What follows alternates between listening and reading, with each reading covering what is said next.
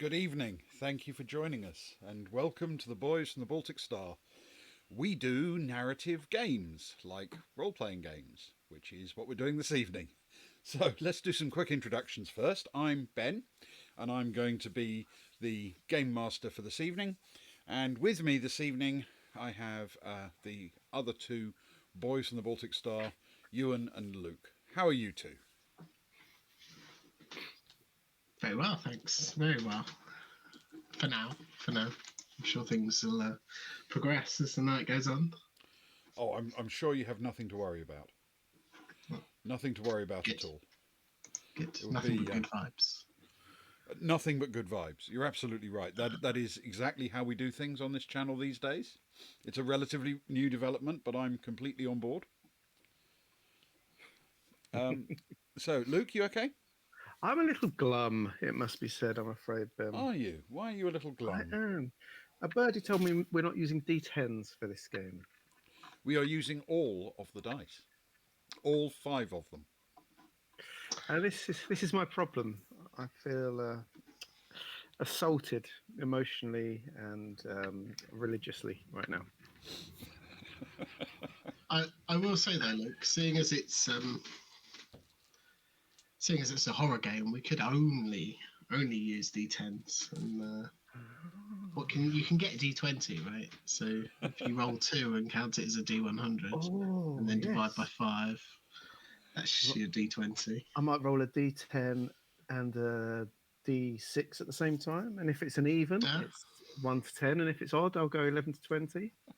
Yeah, there's ways around. Like Ben finds when I make him use a D10, he always uses a D20. There are ways. Not the easiest, it must be said. No, really annoying workarounds. It is true that when I'm forced to use D10s, I do sometimes roll D20s instead and just lose the most significant digit where necessary. Fickle. Little Billy Fickle. Yes, I'm a believer in regular polyhedrons. What can I tell you? So, this evening we are playing a little spooky game, I hope. And in order to play this game, we are first going to need you to have a couple of characters. So, it's a nice, simple, very quick character creation process.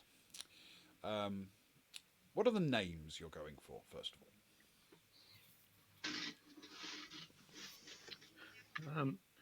I'm going for Montgomery P. Graves. Monty for short. Oh, excellent. Montgomery P. Graves. No one knows what the P stands for. Wait, he stands when he pees? Exactly. Is that what you said? That's basically what he said, yeah. Yes. Reasonable. Excellent. And Ewan? I'm going to go for Edgar Mortis. Oh, lovely. Okay. Right. So, the stats for this is using something I call the 2D system. So, there are 5 attributes to go with each character. And those attributes are physical, which is anything that requires strength or power or speed. Subtle, which is anything that requires dexterity and precision. Analytical, which is anything thinky. And verbal, which is anything talky. Daniel, slow down. You made me just write anal because I was trying to keep up. No, keep it. That's your stat from now on. No thinking. To be fair, you can just extend that word and you will hit analytical. I'm not extending my anal for anyone. Physical, subtle, analytical, and verbal. And verbal. Now, there is a 5th stat, which is cinematic. And that works differently from the others.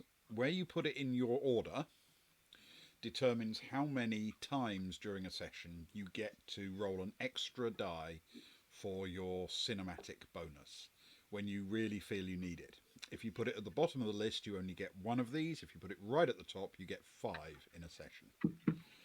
And all you have to do is place those 5 stats in the order you choose.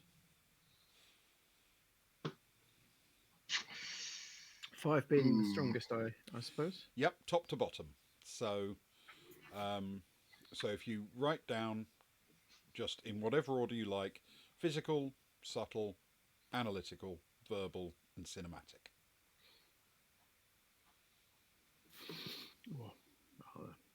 I'll pick mine around you, and you can pick first, and I'll pick mine around. I was going to say the same about you. Do you want we could do one at a time. Oh, We could both do our first one, and then both do our second one. I like it. Go on then. Yeah, we've already decided it's not going to be a one shot, so we might as well. We might as well edge it out as far as we can. Just mess with everything, yes. Okay, so Ewan, what is your top spot? I'm gonna go subtle. Okay. Please. And Luke?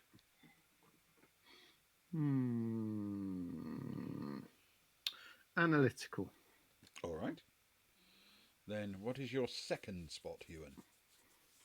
Then I'm gonna go verbal. Okay. And Luke? Physical. Physical. Okay. And Ewan? I'm then gonna go cinematic. All right. And Luke? Verbal. Verbal. Excellent. And Ewan? Sorry, I'm trying to keep track of what I've done and what Luke's done. You've so far done... it's working really well. I've got mine. Subtle, verbal, cinematic. Got me pencil. Ruined it forever. I'm going to go physical. Physical next, okay. And Luke, your fourth one?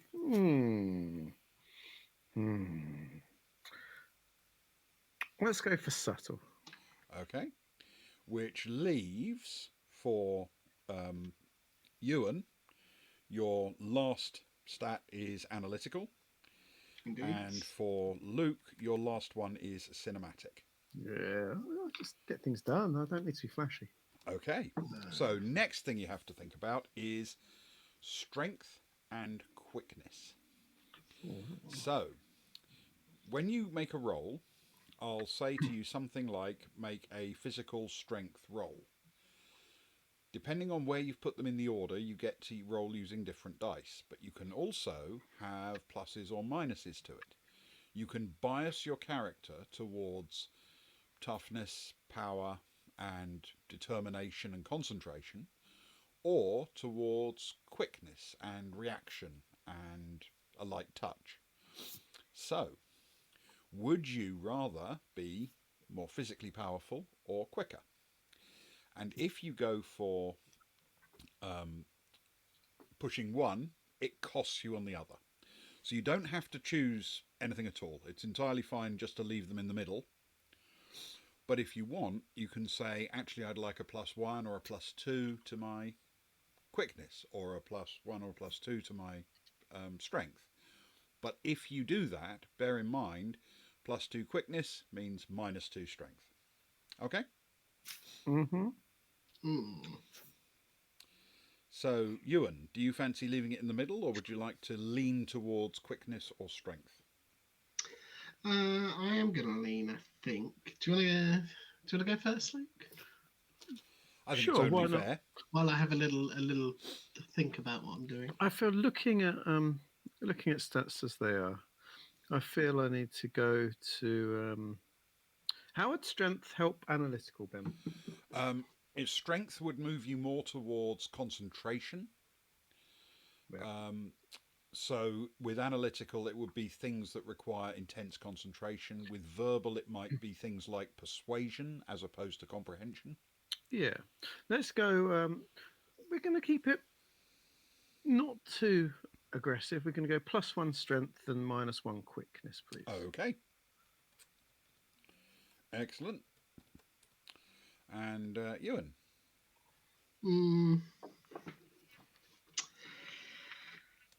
Oh, I'll tell you what. I'll do exactly the opposite. I'll go +1 quickness, -1 strength. Okay. Excellent. So one last thing to do before we start is to calculate your health. And I can tell you what those will be because Luke's health total, his health score, will be 12 plus 3 is 15 plus 2 is 17. Oh, that's a lot of health. While Ewan will have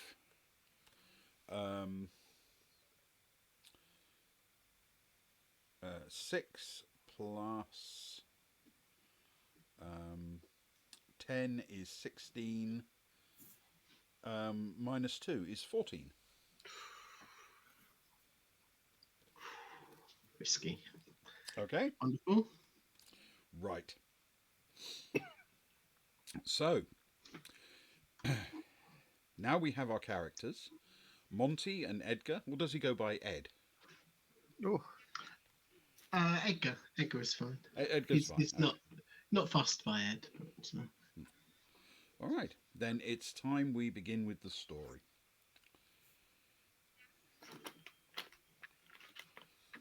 It's November 2025, and it's the last tour of the night.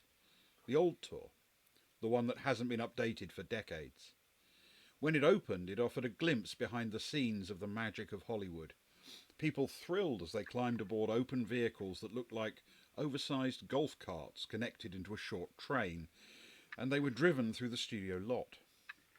It was a simpler time when getting the opportunity to see the outside of a soundstage while the guide told you which films had been shot there was all the excitement a tourist could stand. But now, with the world immersed in behind-the-scenes documentaries, there is little interest in the mere chance to pass near to a place where a thing happened. Those who still take the tour do so more for the nostalgia of the tour itself than the studio. The tour is now the attraction, not the thing that is toured. And tonight, happily, everyone who's working the tour is eager to finish for the night quickly. One of the guides, Abigail, who's worked this very tour for 17 years, has a birthday, and her colleagues are eager to close the last ride and make their way across the street to their favourite restaurant. There will be drinks, there will be food, there will be reminiscences. They will tell the stories of their tours, their experiences. That time someone was a little too obsessed with the cemetery behind the lot. That time someone was consumed with interest with how many people had died on the property. They'll tell the funny tales of the child who failed to understand that this wasn't the Universal Park with its rides and adventures just a little way up the road. They will have a wonderful evening, I'm sure.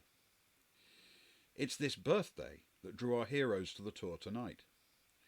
They've never met Abigail, but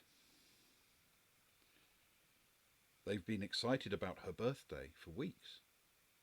Our heroes are urban explorers.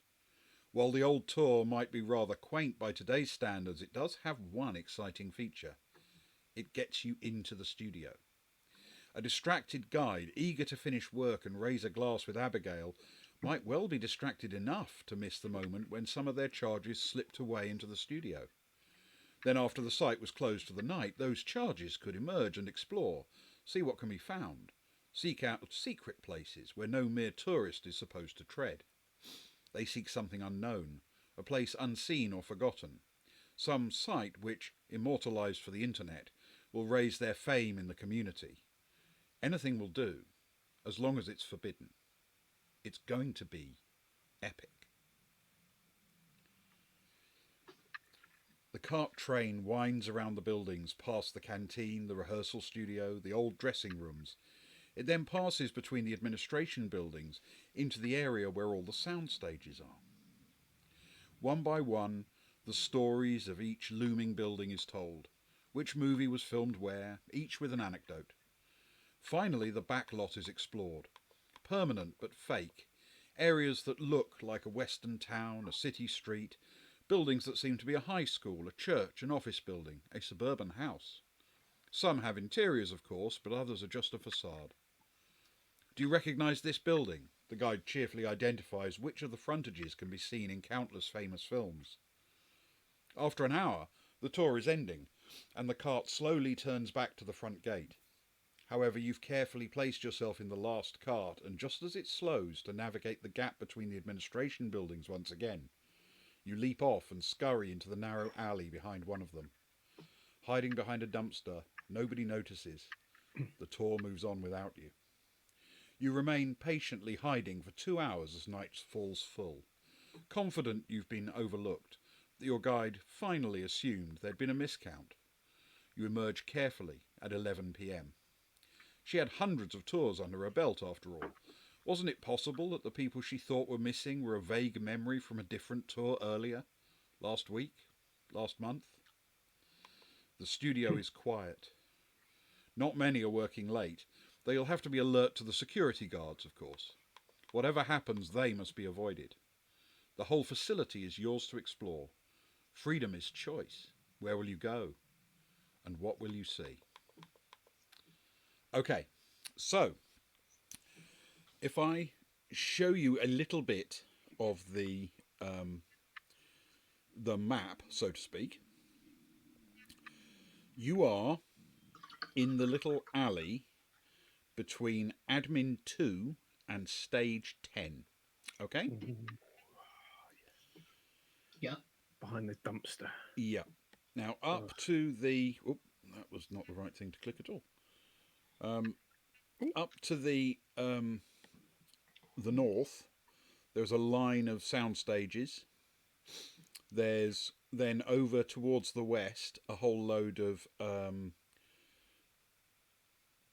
fun! Yes. of backlot locations: Wild West, New York and Chicago streets, a medieval castle, that sort of thing. Okay, and then there are additionally stages and offices and prop stores, more car parks, rehearsal spaces, and of course a canteen and offices and the whole lot. So you are over here on the eastern end of the lot, not far from Gate A, but tucked behind Admin 2. So what takes your fancy? What do you think you'd like to film and see if you can capture for posterity? Edgar, my man, you did really well at coming across as a boring nobody in that tour. Someone that no one would even consider had gone missing. No one that anyone would remember. It truly is one of your great skills. Thank you. It's hard for me, a man who spends his whole time dressed in a large velvet greatcoat, but I'm hoping they could forget about me too. It seems like they may have. Either that, or they thought they were seeing things. Maybe you were dressed up for a role at the studios. It's true, like an Edwardian flasher. Yes, I do hear that screenplay is coming along. It is. So, for such a beige character as yourself, what tickles your fancy tonight?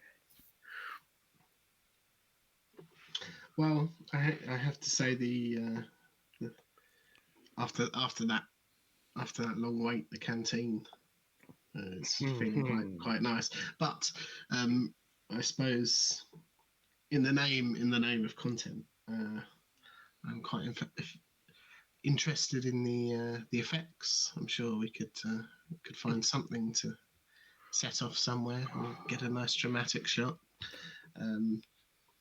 Perhaps at the castle. That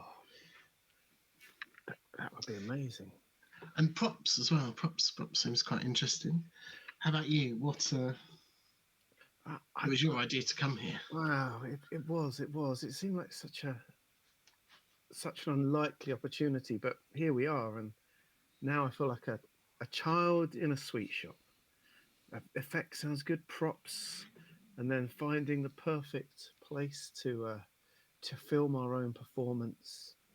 Like you say, at the castle, the Wild West, somewhere like that. Before, are you hungry, Edgar, my friend? I do have. I did bring a cheese fondue. It may still be warm if you wish to dip some bread and meat within the cheesy bowl before we move on. Do you know for well that I'm lactose intolerant?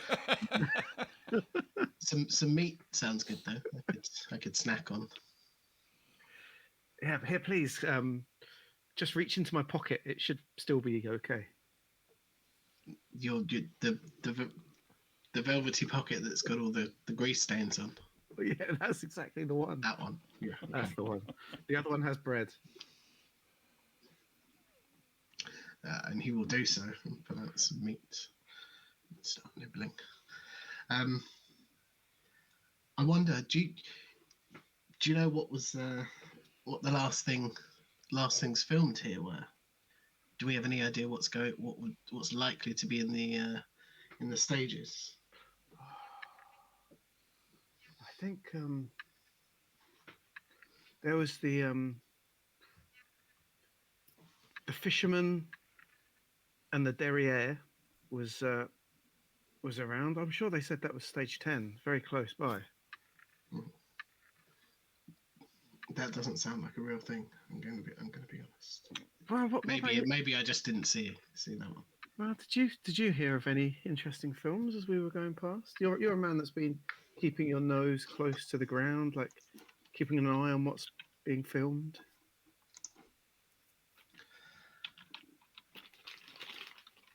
I am, but obviously not the fisherman and the derriere.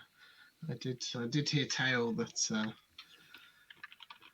that's in sometime recently they just closed down the set for a horror film, I believe. Fangs of the Haunt, something. Oh yes, I did hear about that with an exciting new up and coming actress in the lead. Indeed. Some of the internet forums though say that it wasn't actually filmed here, and that the studio just put their name to it, so that might not be accurate. So it might be a wild goose chase. No, a wild goose chase is being filmed on another stage. That's my mistake. It feels like we've got, what is the time now? We've got plenty of time, haven't we? About 11:09. So much time. It's only 11:09. About what? Exactly. Look, I knew you were lactose intolerant. I bought you a smaller bowl of vegan cheese, fondue, if you wish. Just take this with you. There's a little spoon that you can use if you so wish. Thanks. So, do you have a first destination? You suggested effects, my friend. Is that where we shall go to first to help create our masterpiece? Well, I don't know if memory serves me well. It's quite close by, but there are things on the way. If there's anything you wanted to, how about we scout out before we get there? How about instead of taking the road, stage 10 they drove past, but we didn't get to go through. What if we try and sneak through stage 10 on our way to effects? Yes, it'll be a surprise. Have you got your camera ready? I have indeed.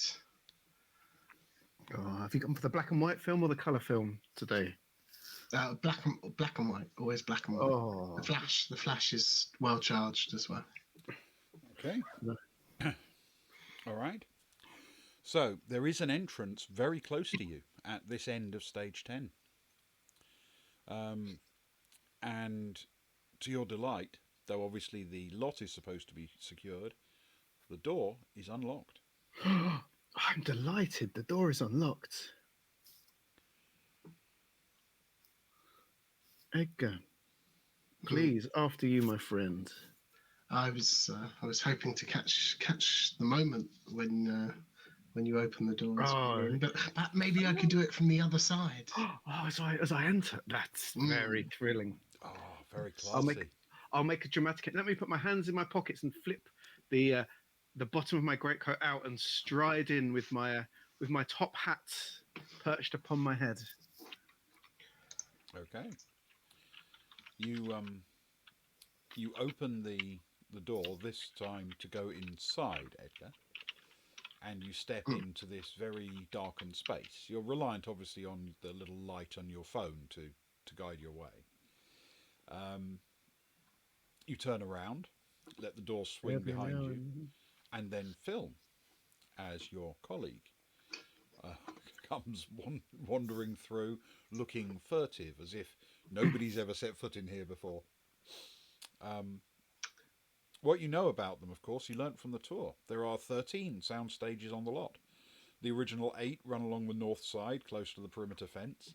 Stages 9 to 12 are larger, built on part of the original back lot, and they opened in the 30s.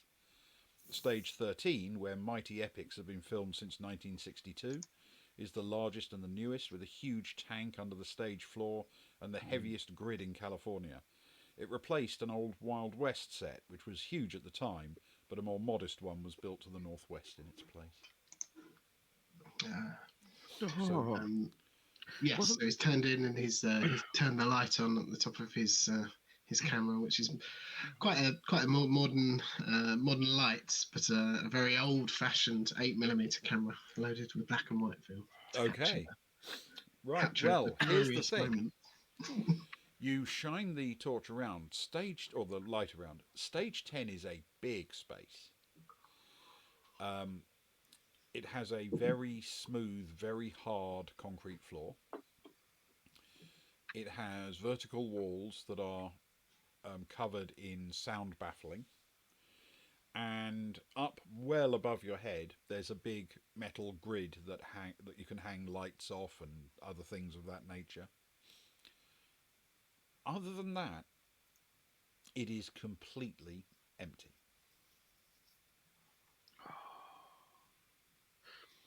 Edgar, my friend, as you entered, did you still have your earpiece in from the tour? Did you hear all that about the 1930s and the 1960s and the old Wild West Street? I feel like we may hear more of this as we tour around. Would that not be interesting to you? It's a little bit distracting, but it's good to get some accurate information, I suppose, for for the behind the scenes. Ah, yes.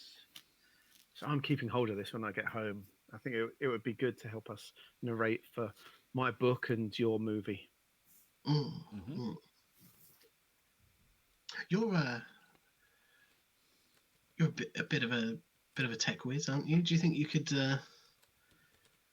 turn these, flip these around so that they could record instead of playing whatever nonsense they're playing? We've got 2, so could lose one. It's not a bad idea. So instead of playing off its tape, we record to the tape. Yeah, we could get some quite raw, some raw audio from it. Could be quite nice. Shine your light. Let me see if I can do something quickly. If I can't, we're limited on time, of course. It's true. It's true. Okay. Now, let me see. Can I do anything with this device?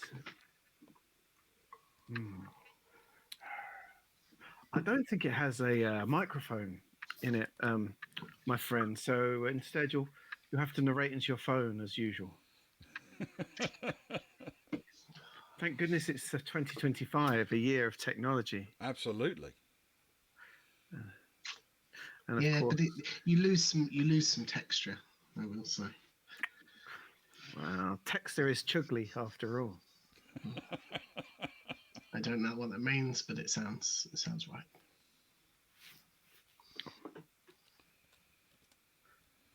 No. Well, this is quite the space. It's quite dramatic. I suppose we could make of it what we wanted. It's a bit of a shame that nothing's here ready for us, but I suppose a blank canvas. Did you, when you were at school or at a wedding, did you ever run across the ground and slide on your knees as far as you could?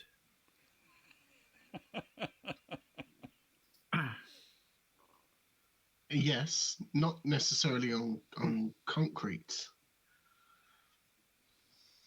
No, it's such a large space. It'd be such excitement to capture footage of you doing something so athletic and energetic. Mm. Why don't you run ahead and just sort of put your arms in the air and spin around, and I'll like circle around you, and we'll create some kind of lost in the void, the world spinning around moment. What do you think? That'd be a really good. We could put that into anything we record. That could be quite nice. And then afterwards, we could get another angle. You could climb up on the lighting rig and film it from above. That could be quite nice. Let's do the first one first. See how we are for time, and if we're good for time, I'll do that.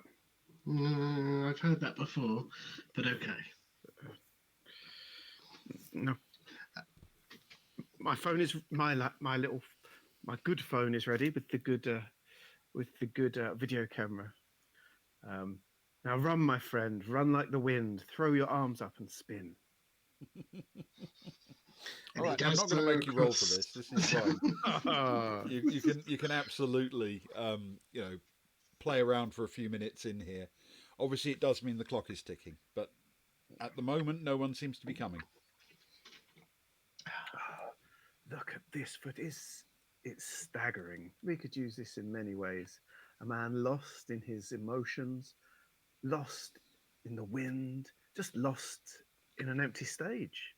There's a lot of loss and confusion in this, and it's amazing that that director said to you what he did when they turned you down for that film, because I think you truly have far more skills than he said you had.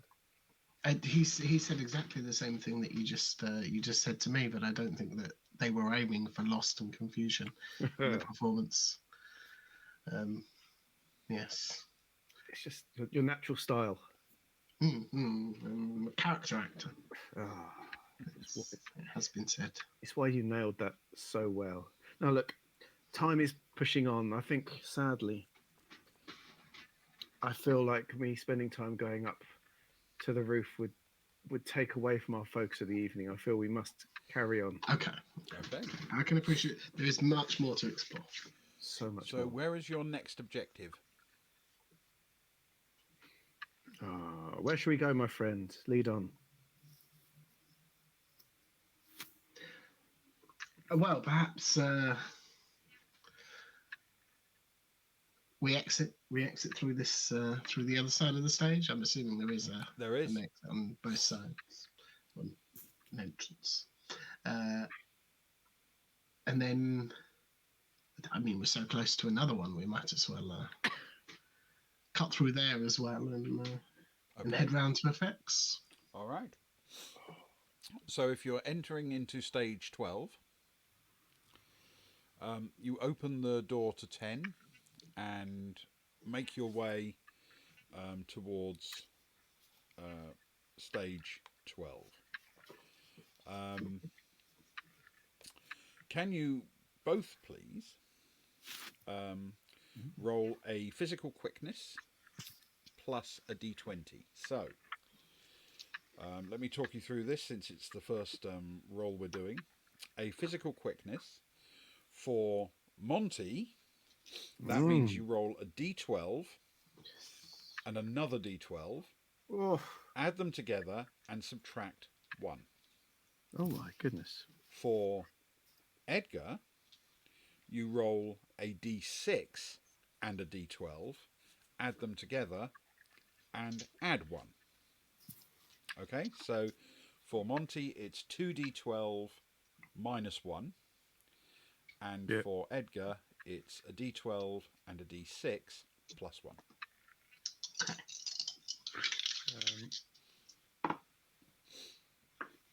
Ooh. Mine is a 12 total. Okay.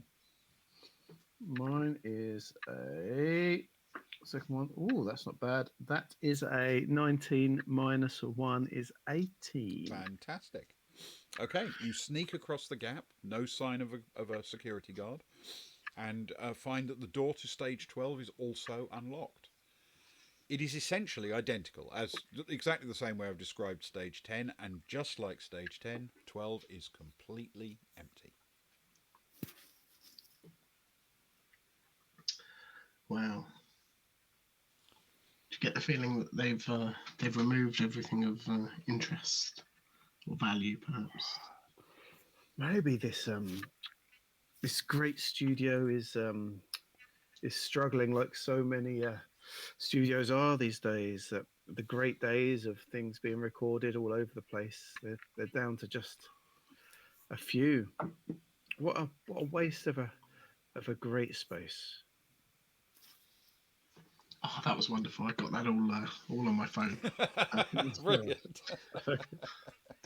That'll work nicely for a wrap up sort of outro, some outro sections at the end. Yeah. Did you capture my silhouette well with the curl of the long moustache twisting out into the light? I liked how you twirled it with your finger as you were looking pensive. It's A strong look. it's my go-to when I'm pensive, as you know. Okay. So, would you like to press on to another building? Or another area, for that matter?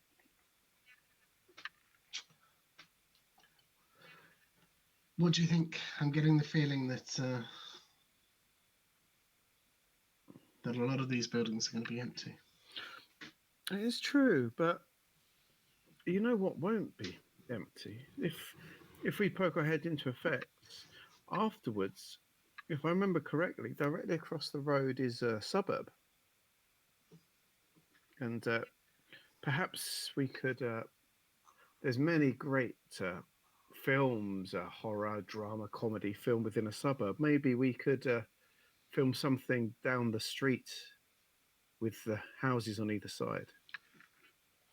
That could be quite nice. We could do a panning down the street.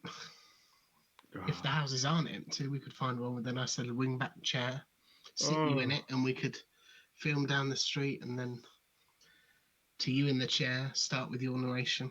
And then we could end with you saying what you just said and zooming out from the chair. We'll dub it over the footage of you in the chair. Fine. No one will notice. That's excellent. That's perfect. Let's do that. So put our head into effects, see what's there, and then to the suburb for the perfect shot. I love it. Okay. All right. So you head round the corner to effects. Can you both roll a physical quickness for me, please? That's the same roll as last time. So 2d12s minus 1 for Monty, and a d12 and a d6 plus 1 for Edgar. 11 in total for me, please. Okay. Mine is a 7. My d12 is not treating me well. Okay. As you sneak out of stage 12 and peer around the corner, you notice on the main central sort of spine road running past Car Park B, a security guard is walking, and it just happens to be the worst of luck. He catches sight of you as you're nipping out of the door. For a second, he thinks you might be, someone who's supposed to be there, someone who's working late. But it's his job to make sure that you have the proper pass around your neck and everything. So he strides towards you, ready to make sure that you are supposed to be there. So you're just outside stage 12 to the west. Are we? Where is the door closer? Would you say to the main road or to effects? The door is right in the middle of stage 12's western side. So essentially, you are only marginally further from effects than he is from you. Now, opposite with the suburbs, that I'm assuming is a wall. What height is that? Or is Pretty it a fence tall. or- It's a scenery flat, basically, a facade structure. So so you wouldn't be able to climb over it, but of course you could run round it and try and hide somewhere. Edgar, my friend, we can pretend we haven't seen him. Let's walk with purpose. Okay. All right. You walk with purpose. Are you heading for the edge of the suburbs bit to nip around the corner there? I don't know. It feels easier to lose someone in. What say you, Edgar? Should we lose the fellow in the suburb? Let's. Okay. That sounds like a good idea. All right. So you stride off with purpose. Purpose is important. I'm going to let you make effectively almost a body language check, if you know what I mean. Your sense of purpose. Can you both make, even though it's not technically speaking, can you both make me a verbal roll, please? And this will be a verbal strength. Your sense of purpose with a D8 as the other die. So for Monty, verbal will be a D8 plus 1 plus another D8. And for Edgar, because your verbal is higher, it'll be a D12 plus a D8, but minus 1 for -1. the strength. Okay? Yeah. D8 plus 1. Ooh. Oh, that's not too bad. 13 for me. Cool. 661. Mine is an 11 and an 8 for a total of 18. Fantastic. So, as you stride off with purpose, giving every sense that you are supposed to be here, ignoring the person behind you, you stride towards the edge of the suburb area, and turn sharply to the left to disappear behind there. You just cast a little glimpse to your left, just out of the corner of your eye, to see if he's still following. But it appears that your deception has, if it hasn't technically worked, at least he's thinking it's not worth the effort, because you're probably supposed to be there. You're walking like people are supposed to be there. He doesn't really want to chase you down across half the lot only to find out you have your passes on you. So he seems to have stopped and given up the chase. So you are entering what they would call the back lot. Now, you're familiar with this area from the tour, of course. At the north are the three oldest parts of the back lot, the Wild West Town Street and the streets styled to look like New York and Chicago. Further south is the White House, a little out of proportion for filming purposes, but with a full interior of the residence and the West Wing. Sadly, the wonderful East Wing, perhaps the most elegant piece of classical architecture in the real DC, where Roosevelt watched newsreels during the war, and where Kennedy showed movies to his family, is not fully represented. That immortal and elegant structure is so rarely used for film and television scenes that it's reduced to a mere facade, unlike the otherwise complete building. Thankfully, what kind of course, Separate studio would do this? Thankfully, of course, people will be able to visit the real building in DC and marvel at the perfectly proportioned and stately majesty of the East Wing for generations to come. When did you say this was made, this game? Like last month. To the northeast of the backlot, there's an area for a modern city downtown, with the bottom few floors only of what effects will turn into skyscrapers when you shoot something there. And below that, a suburban cul-de-sac, where domestic bliss and grounded horror can be filmed in equal measure.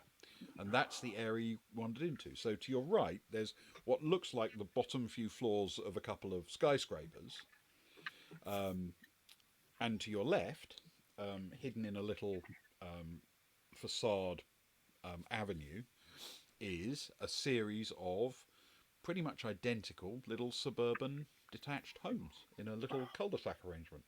Oh, oh. You still got the piece in your ear? I don't like the sound of grounded horror. Do you not? Domestic bliss, though. Both have a very different feel to them, I think. Both could be used in different ways. I guess it depends what kind of artistic flair you're going for. Oh, that is true. Shall well, now we're here. Shall we? What do you want to do? It looked like he wasn't coming, but do you want to keep low for a bit, or should we start looking around for that perfect shot? We should definitely not try and see him again for a little while. That'd be quite handy. But I think we can look around here for that shot, and as long as we keep things quite quiet, a bit low key, I think we'll be okay. Do you know me? I'm very low key. Mm. I didn't bring my cane, did I? That's true. That's true. Although I think it might have helped with the we're meant to be here. What kind of person sneaking around would wear a bright purple velvet coat and walk with a cane that makes a loud clacky noise? Exactly. Too stylish. Far too stylish. Far too stylish. Yeah. Especially the one that has the like the raccoon skull atop it. That's my favourite. I know. That's why I use it so often. Anyway, let's. Should we see if these houses are open? Yeah, let's. Okay. The houses are indeed open. Which one are you aiming to pick? There are basically 2 rows of 4 and then 2 at the end at an angle. Are they numbered? They are not. There's kind of a place where you could hang a number, but that would be part of the set dressing. You are the cinematographer for this shot, my friends. Where shall we start? They all look very similar.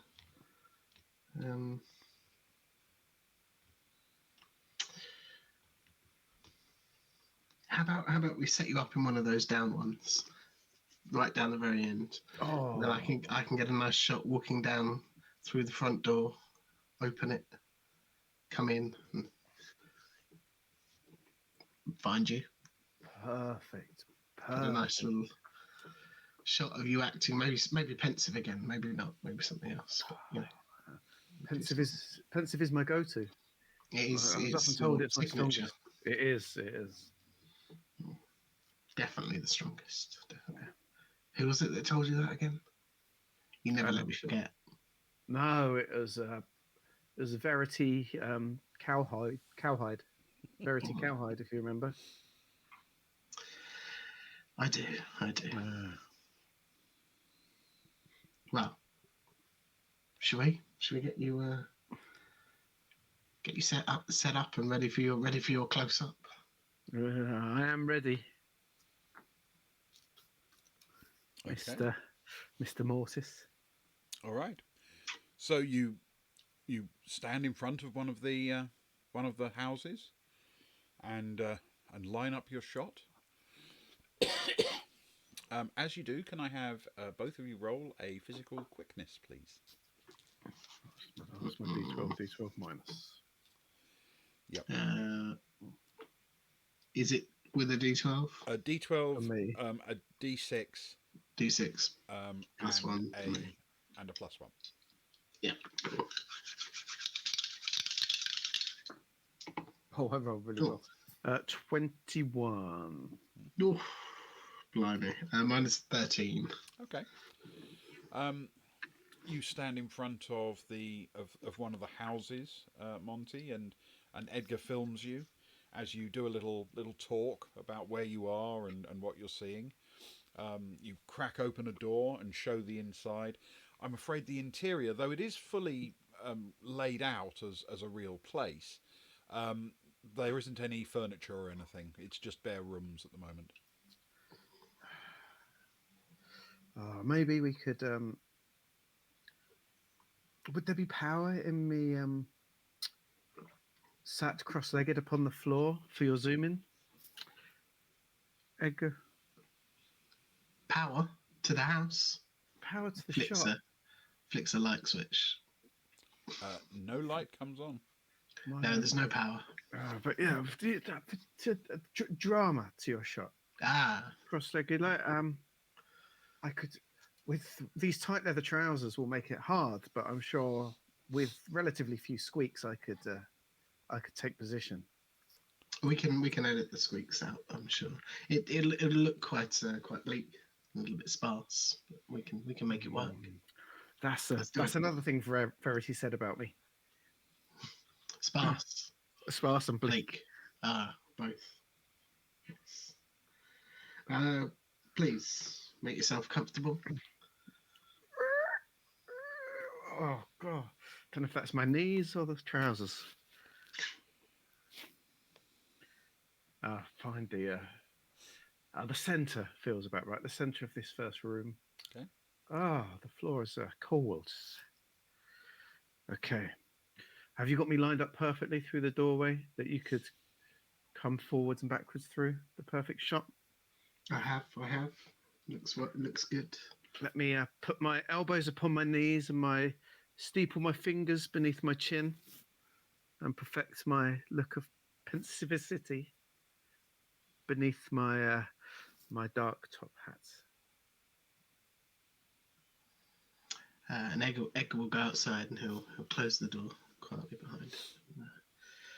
Okay. Get a nice half a house shot, nice window and the door, and come along the side of the wall, open the door, just keep his hand out of shot, slowly open the door to reveal a nice angle of Edgar sat there, and then he'll quickly scurry along to get the close-up shot of it. Fantastic. Okay. You're pretty comfortable with your work here. Are you thinking where you might want to go next? A fine shot, Edgar. I've been wondering since we met today, what made you choose the outfit that you're wearing? Well, it's mostly beige, as you mentioned. It matches my personality, I've been told, quite well. It's quite a dark beige though, so I thought sneaking around it works reasonably well. Khakis are of course comfortable. Boots, steel toe caps. Can never be too safe. And of course the long trench coat works well for popping up the collar if there's a bit of a wind and keeping the breeze out. And yet shorts with the trench coat. Well, it's they're longer than the trench coat. That's the most important thing. If they're not, then you can't do it up. It becomes awkward. It does. You get funny looks if your shorts are shorter than your coat. Exactly. I must say, I've been admiring your hat all evening. It's a beauty. I returned it to the milliners last week, and they reworked it. Don't you think it's quite jaunty? Atop my head. Yes, it is. But that's more a comment on your head than the hat, I think. I do have a jaunty head. It's the ears. It is the ears. How much higher was the left one? Did you say? Well, it is somewhat higher, at least a centimetre. Yes. I thought you said it was less than that. 8 millimeters or so. I'm sure, but those semantics. I'm sure the head doctor didn't know what they were talking about. No, my just refer to it as a jaunty head. I think for my own self confidence as much as anything.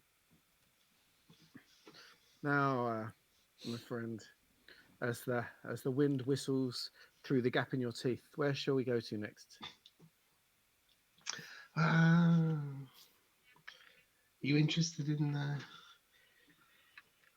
the skyscrapers that we saw? Or, I suppose we could head anywhere. We could head back in time to the Wild West. We could go to New York. We could swing by Chicago. We could go back in time to the East Wing at the White House. We could get a nice shot of you in the Oval Office. We must go to props first and maybe find some fine items to take with us. Like a top hat and a fake beard. That could work well. That's it. That will work very well. Maybe a strudel. Maybe a strudel. Maybe a strudel. So, are you aiming for props? And if so, which props? Because props A is right next to the DC set, but there are two other props buildings down towards the south of the area near Gate C. Did we get any information about why there are three of certain things kept in certain ones, or is it just as the nothing came up on the tour, but you were given effectively what you've got is a tourist map, as part of the guide you got with your tour. It just indicates that there are three prop buildings.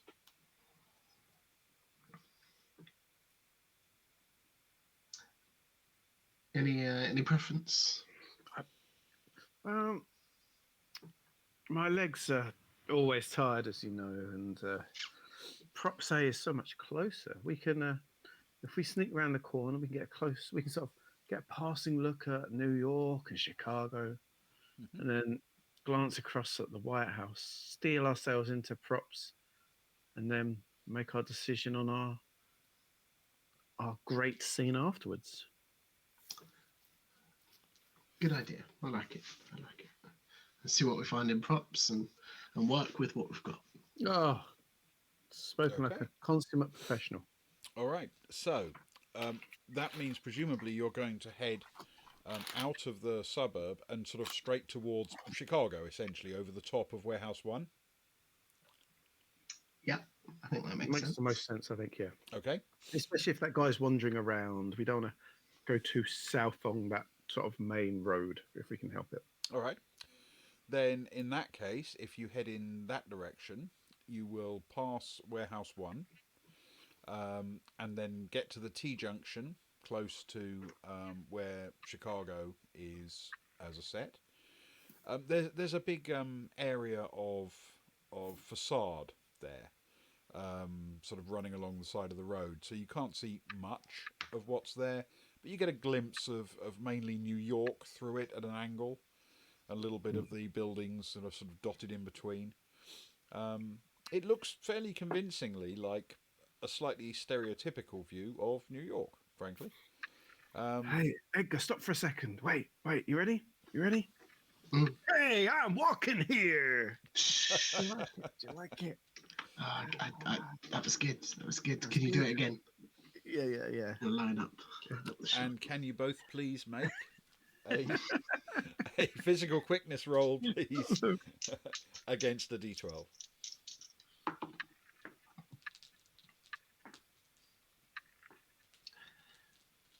My physical quickness is +1. It's 13.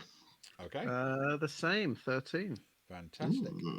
A lot of 13s for a horror. You managed to make your way around the corner and get a couple of shots, and then make your way south towards props A. You catch a little glimpse of the White House building through the gap before you get there. Uh, there doesn't appear to be a main entrance on the big road running down the side of Props A. It looks as if there's a door, however, at the north end.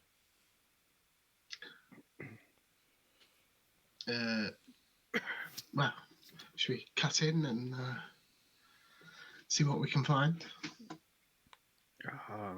Absolutely. You're always If good at anything. you're always good at cutting in. Don't you remember when you took from me the woman I fancied at that wedding that time as we were dancing? You cut it. I do. Yes, it's true. It was weird because her having one leg shorter than the other sort of worked rather well with your ears. It balanced out quite nicely. She said my head was perfectly proportioned. She had lots of good things to say about you, it must be said.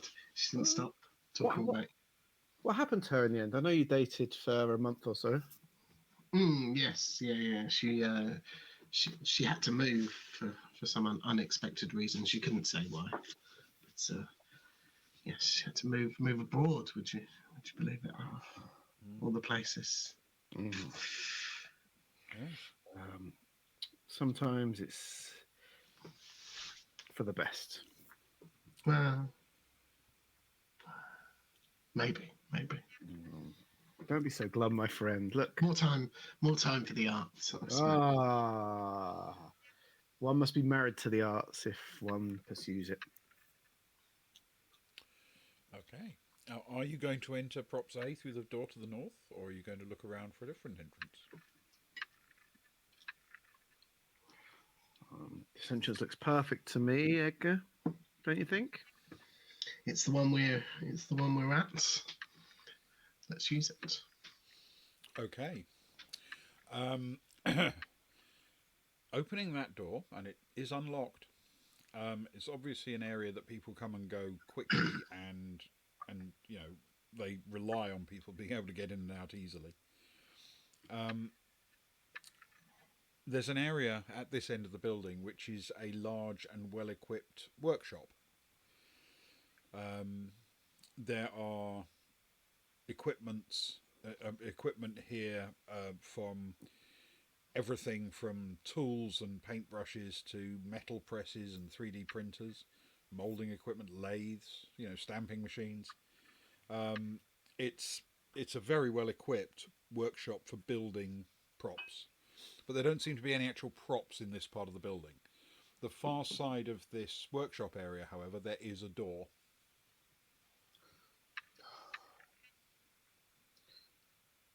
What use is a visit to a props room without props? Follow me, Edgar. Let's hope for better treasures. I mean, I suppose we could print anything we wanted, but time being what it is, we should probably go through the door. You're right. Okay. You press on through the door, and the other side, you are confronted with a large open area which is filled with racks of props for current and former productions. There can be there's a huge array of them, and there's plenty of unique and exciting things to photograph and film. There are even costumes stored here, if that's of interest. Edgar will start rolling, panning around, and ending on his colleague. Okay. Quick, film me as I skip up and down. I'm gonna skip. La, la, la, la, la, He hasn't stopped la. filming. All recording the audio. Still filming.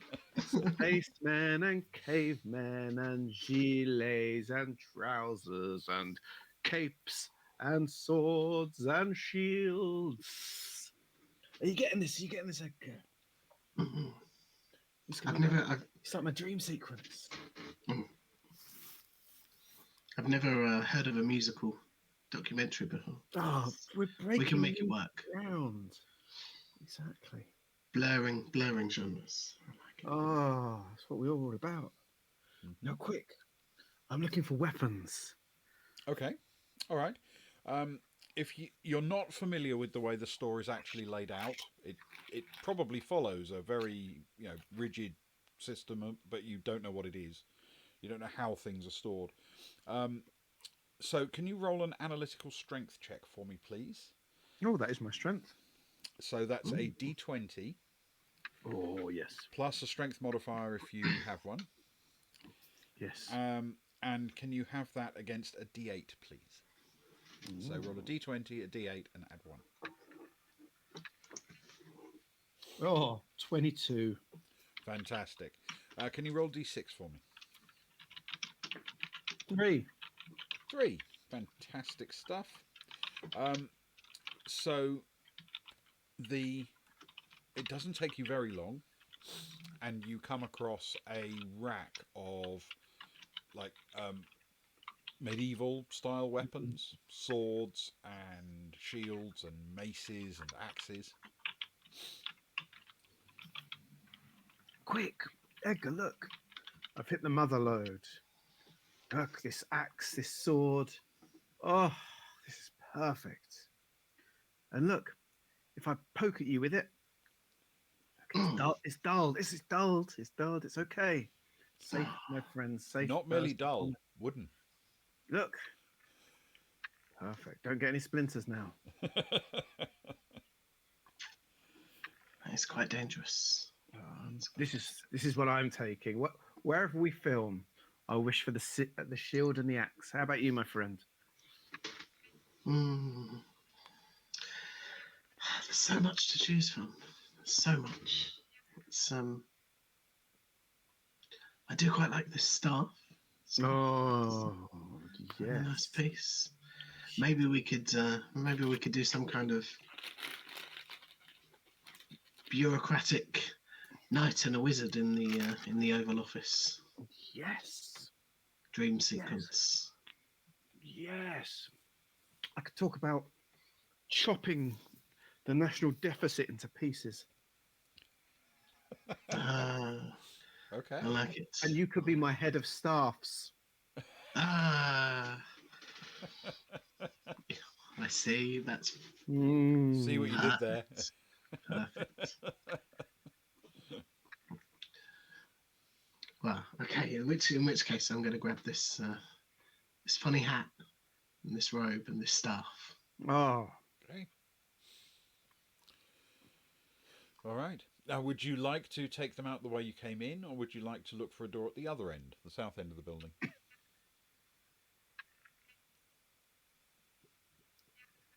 You know, my friend, although maybe a door here would be closer, I did spend a few weeks once in Essex, and I swore to myself to never go anywhere near a south end again.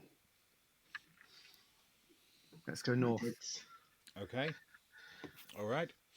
You head back out the way you came, and as you step outside, can you both roll a physical quickness check for me, please, with a D12? Oh no! Oh, good. That's a 12. Okay. My first roll was a 1, so that worked out okay then. Mine is a 7. Unfortunately, my D12 came up as a 1. Okay. It's never good. As you emerge from the northern door, you realise that once again there is a security guard. It's a different one. He's patrolling that north-south road just by Props A, walking down towards you between sort of Chicago and the warehouses, and he spots you coming out of the props. Given what you're now carrying, it's going to be very hard for you to convince this guy that you're supposed to be there. So the moment he lays eyes on you, he lets out a yell and runs towards you.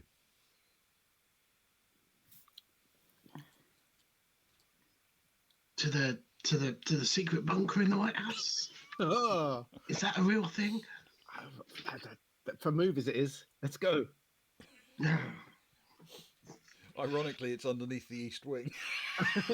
No.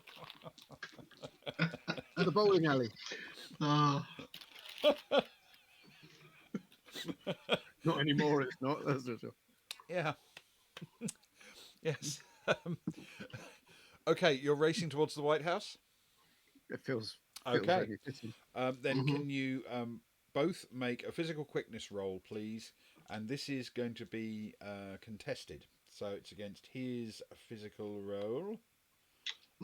Same as before with the So it'll D12. be yours will still be a D6, Yeah. Ewan, and a D12 for Luke. You get your plus or minus depending on that, but the second die you roll this time is against his physical. So it's going to be, because he has no bonuses on his quickness, it's going to be a D6. So for Ewan, that's a 2D6, Oh, D6. no, it's not good for you. but plus 1, I think. And for Luke, it's a D6 and a D12, but minus 1. 10. 10, okay. 10 At least I out feel of comfortable rolling 2D6. Yeah, it's familiar, That's familiar good. sensation. 15. Only go That's round. pretty good. That's a 9 on the dice, plus 1 is a 10. Fantastic, you both rolled Familiar. 10s. Take that. Familiar traveller rolling as well. Okay. Yeah. The guy is pursuing you, and he may be slightly hampered by, because he's talking into a radio as he's running, but you do beat him to the White House. Are you going to enter into the residence or the West Wing? I'm afraid the East Wing they didn't actually build. It's just a facade, the East Wing. But the West Wing with the Oval Office is there, or you can run into the main door of the residence. Let's go Maine. I feel like that fake shaman guy the other year. Come on. Let's go. All Let's right. go. We need to grab his body cam footage afterwards. I think us fleeing in such a dramatic attire is going to be a wonderful shot. Yes, in fact, you with that buffalo hat reminds me a lot of that guy storming. Mm. What a strange hat to choose. Well, I thought it went well with the robes and the staff. Yeah, that's true. Quick, Okay. I assume there's no locks on this door, my friend. Quick check.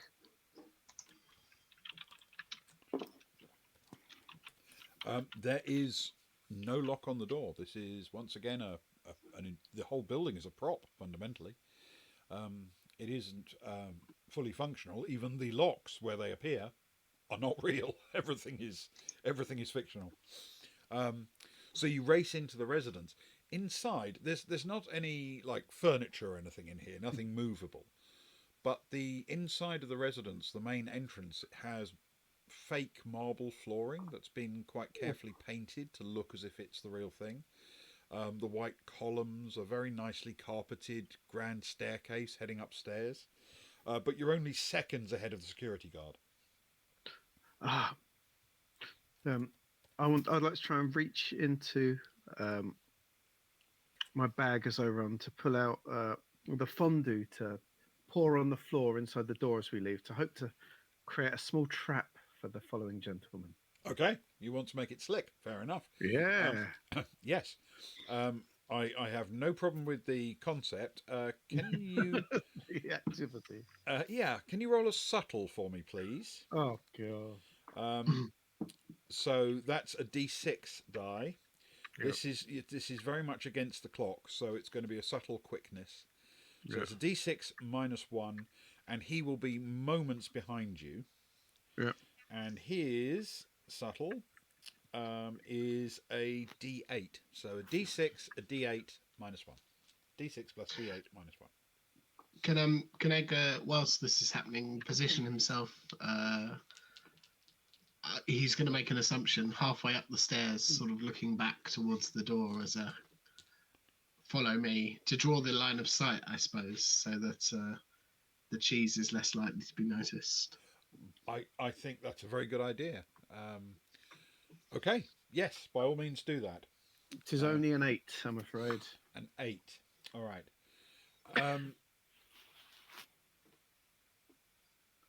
You're trying essentially to communicate your presence, Edgar. So I am going to ask that you make a verbal check, please, um,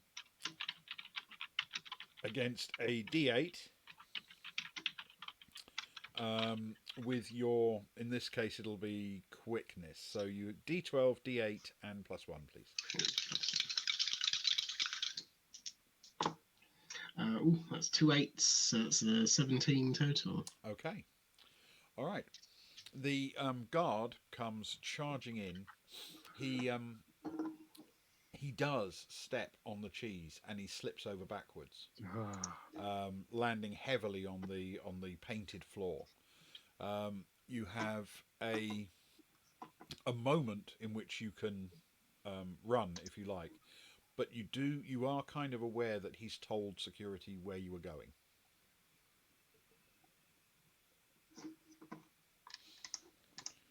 Quick, which way? Where are we going?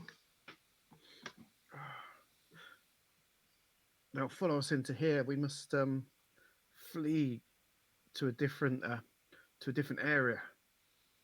Quick, find any back room, any sliding wall, and let's get out of the White House if there is any chicanery behind the scenes. All right.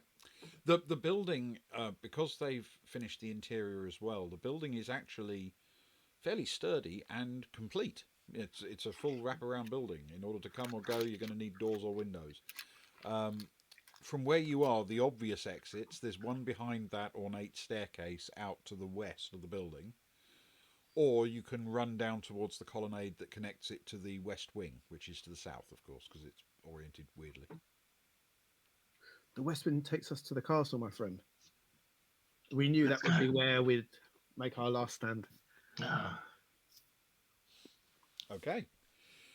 Then you flee in that direction, charge through the colonnade, down to the west wing. By choosing this route, you're much harder to spot.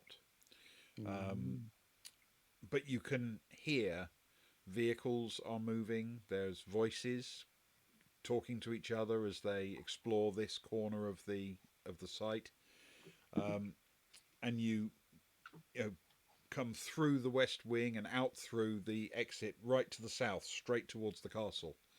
And you've got a short distance to run from the west wing to the castle. But there are a couple of problems. The first is that the only entrance to the castle appears to be on the eastern side. What's facing you from this side is a big castle wall.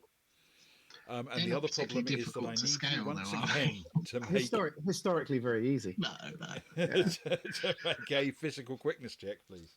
Yeah. Sorry, Ben.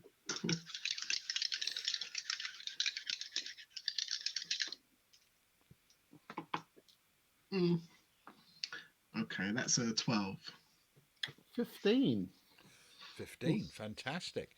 You race across to the castle, and so far they're obviously coming from different directions. They've gone the wrong way round Props A or whatever. The pursuing pack has not laid eyes on you. So you can sneak around and aim for the eastern entrance to the castle.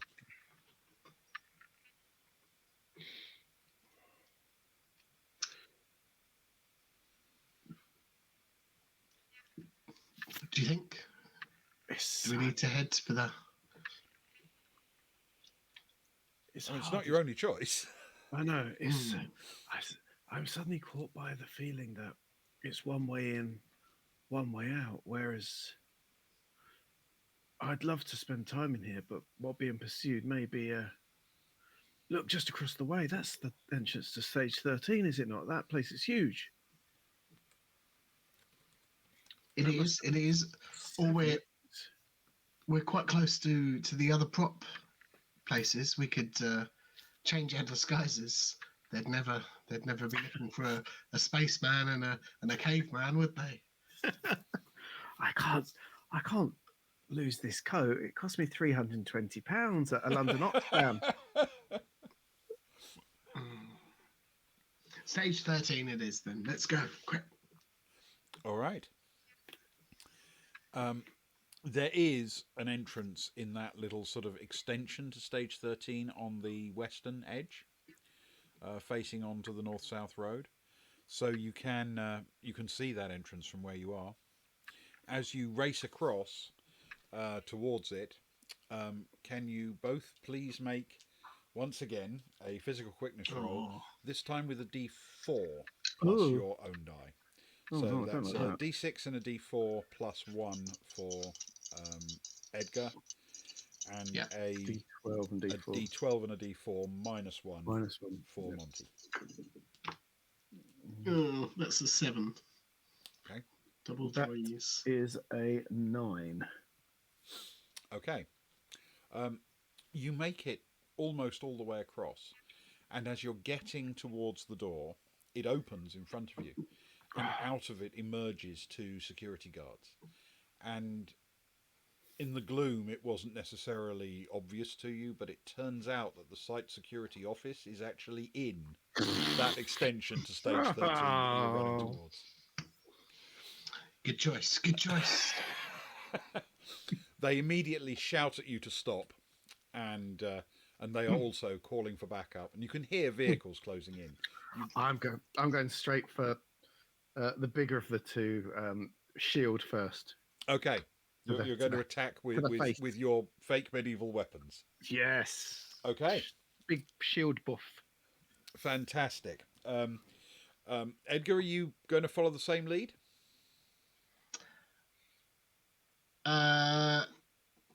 Yes, he will. He will. He'll raise the staff above his head Hey. and go charging in. A staff of smiting. Okay, Mhm. this is a melee attack. So you roll against their physical, which is effectively against a D6.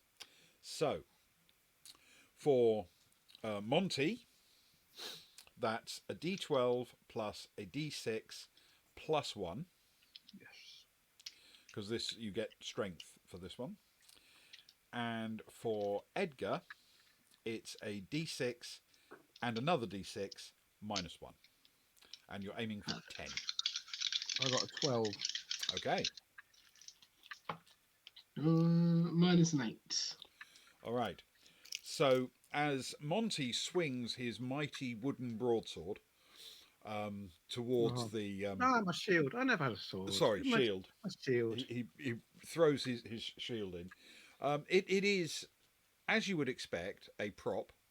It makes pretty solid contact, but fundamentally, what you've attacked with is your forearm, because the shield breaks on impact. It isn't really intended for actual, physical action. It does push the security guard backward, and seems to wind him a bit, knock him back a little bit, but it certainly is not enough to knock him off his feet. And I'm afraid to say that Edgar doesn't even manage that much. His strike is wide of the mark. So the security guards are going to both try to grapple the 2 of you. Now they roll based on their skills. I need that's D12, and they don't have any bonuses, so it's against, for Monty, a D6, and for, so let's roll that one. That's an 11. Oh no. So Monty, you are grabbed and arms pinned to the side for the moment. And for Edgar,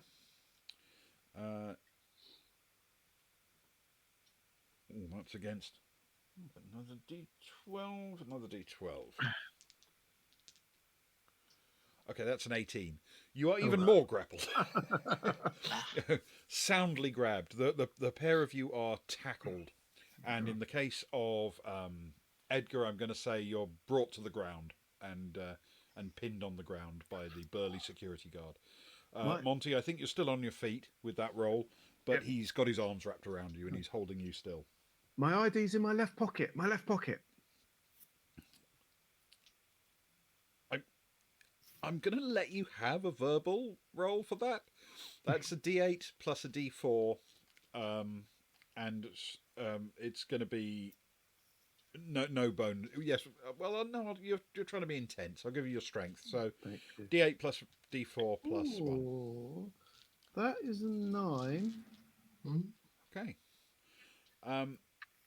That's a good effort, but I think explaining that you have a pass and you're going to use it probably might have been a more effective convincer before you attacked him with a prop shield. I was just hoping that he was going to put his hand in my pocket of meat, to be honest. I had no greater plan than that. And as you watch, you can see other security running up, and the gig, as they say, is up. They help you up. In the case of Edgar, and taking firm hold of your arms, march the two of you into the end of stage 13. And inside, on the sort of left-hand side as you're coming in, is the security office. And it's it's a pretty functional, basic sort of space. It seems that when Stage 13 was built, they used that structure to build a multi-purpose building alongside it. And they bolted lots of things into this very large structure, because 13 is by far the largest single building on the property.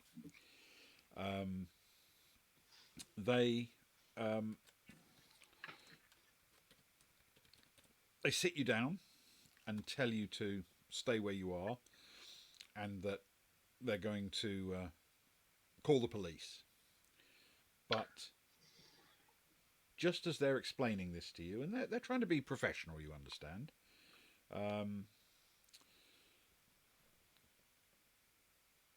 it sort of strikes midnight.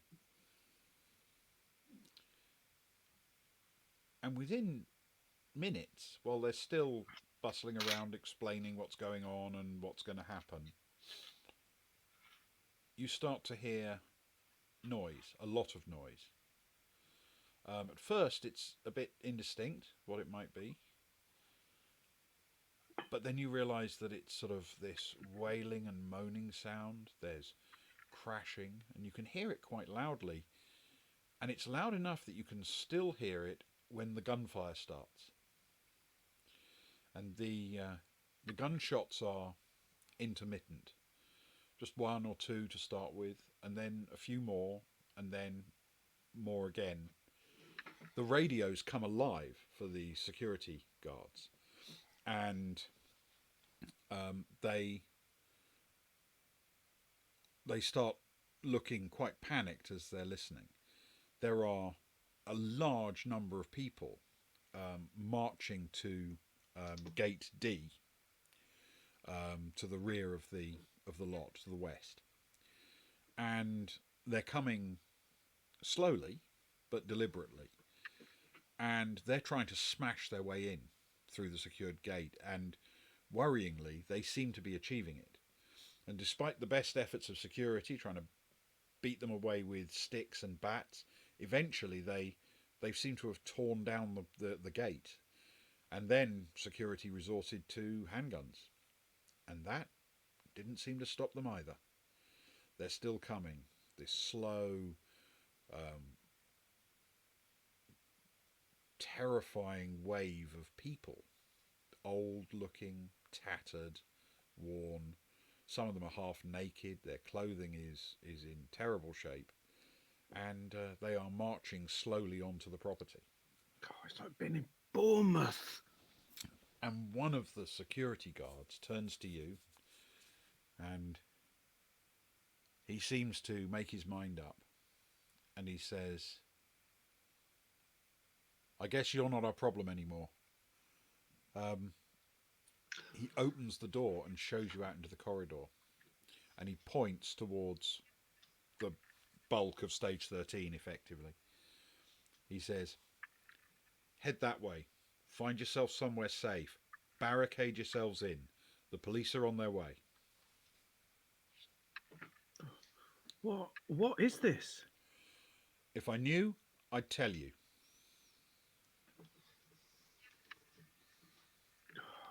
Well, what about who looks down? How about a gun for protection? We don't keep spares. Oh, that seems quite short-sighted. That's fair enough. Okay. Just find somewhere to hide out and hunker down. You know, you are not our concern at the moment. Just keep yourself safe. Come on, Monty. Let's get out of here. Or we could. No, let's get out of here, Monty. Let's whatever this is, I don't want a part of. Let's do as the man says. Thanks. What's your name? Mike. And Edgar will get this on film. We'll make sure you remembered, Mike. Thanks. Okay. In memoriam. Now hurry. And you run down the corridor deeper into stage 13. This part that you're in is essentially offices and pretty functional units. Most of them seem to be temporary use, as if they're used as the production offices when the stage is in use. So if you're shooting a TV show there, for example, then the production offices for that TV show would be moved into stage 13, into these office areas.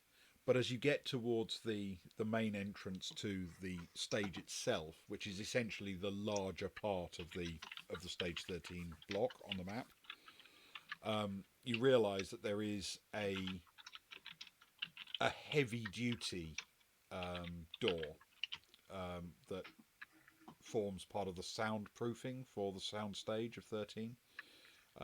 So you can choose. You can go inside the stage and try to use that heavy soundproof door as a barricade, or you can, if you prefer, choose the offices this side of that door, which would make you a bit more mobile, but because they've got things like windows you could climb out of, but obviously other people could climb in through windows. So it's whatever you'd like. So are we going for secure, but if they're in, we're screwed? Or are we going for mobile, more likely for them to get to us, but more escapable for the next place? I'll be honest, I don't like either option. I don't even know what we're up against, really. Well, I mean, I think the security is just trying to.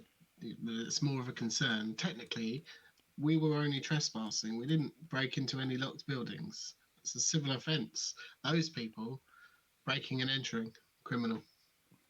I think they're just they're dealing with the more serious situation. That is true. Should we? Let's stay mobile.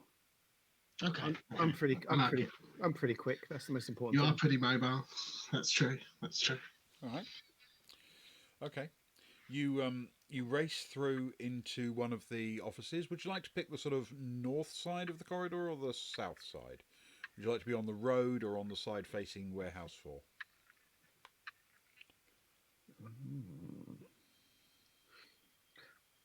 We're going to have to move from building to building, aren't we? Let's stay near Warehouse 4. Is there a door outside of Warehouse 4? No, there isn't a door, but there are some fairly substantial ground floor windows. So you could get out. Even if you had to smash a window, you could get out. Well, I'm going to be honest, Monty. I think rooftop to rooftop would be more dramatic for the footage, but if it needs to be building to building, I suppose we can make do. Yeah. I'm up for it. but I'm not very good at jumping. Let's stay on the ground floor for now. Okay. Okay. All right. So you find yourself a spot in that office space, north side of the little extension to stage 13. And as you take your place, um, you hear running footsteps in the corridor outside the door. Are you trying to actually barricade the door shut, or are you working on the basis you might need to climb out, get out that way? Hmm.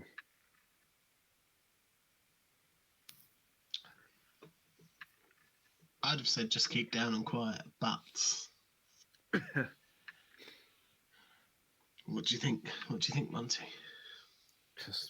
Just keep down. Like, I'm just worried, my friend. You know that time we found ourselves caught in a corner with no escape. I can't be doing that again. I've, No, I that can't be was in the small worst. spaces. No, that was the worst takeaway fish and chips experience that I think we've ever had.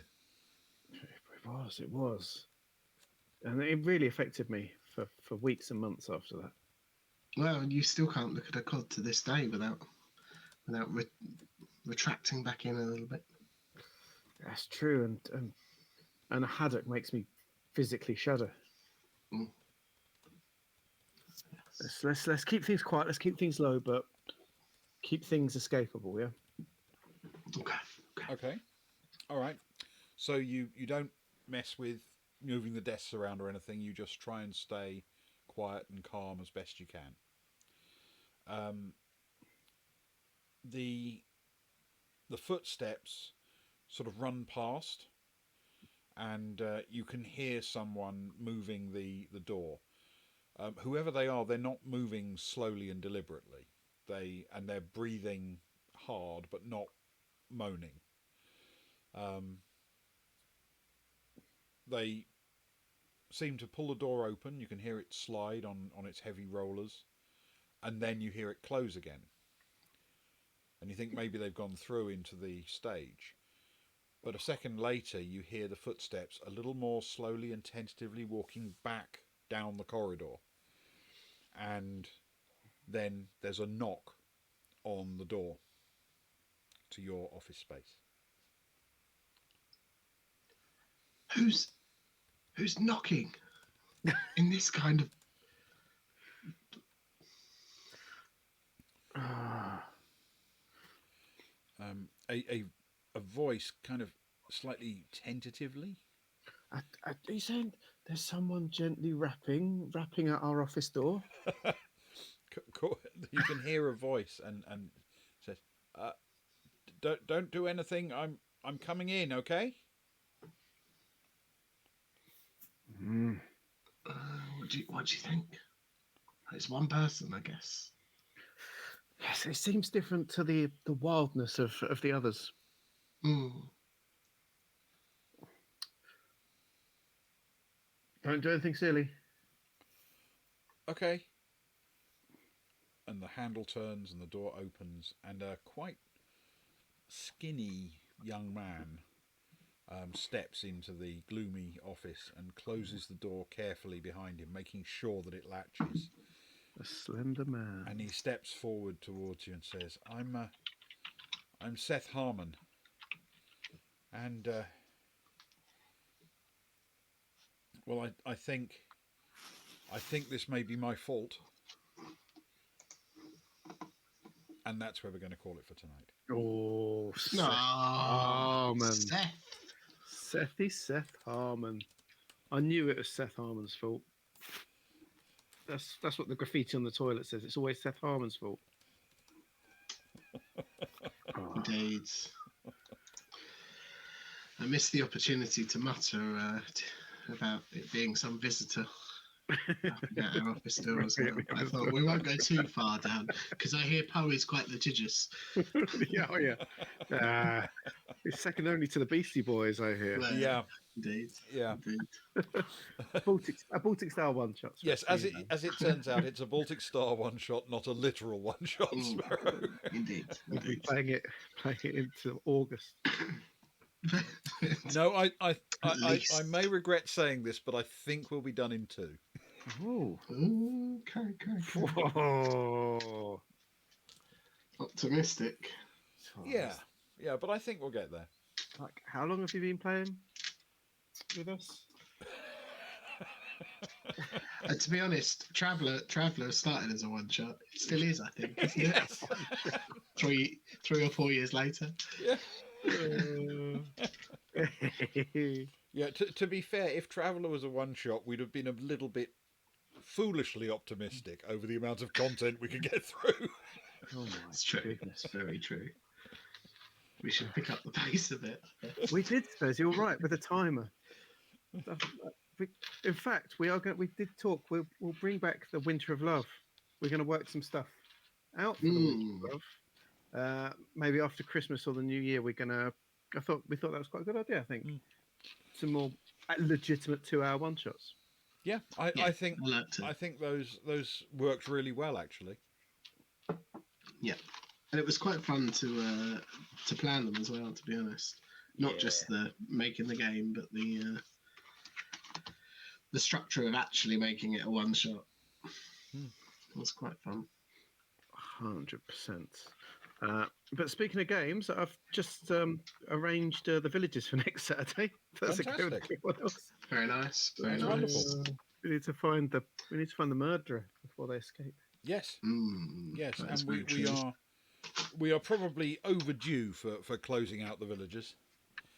I reckon you're pretty close, to be honest. Well, the time's close. You've got no choice. So we've got a group race to a conclusion. now. Yeah, you're narrowing it like down. It. Yeah. And potentially sad news about Friday. Yes, we're going to need to use another streak freeze.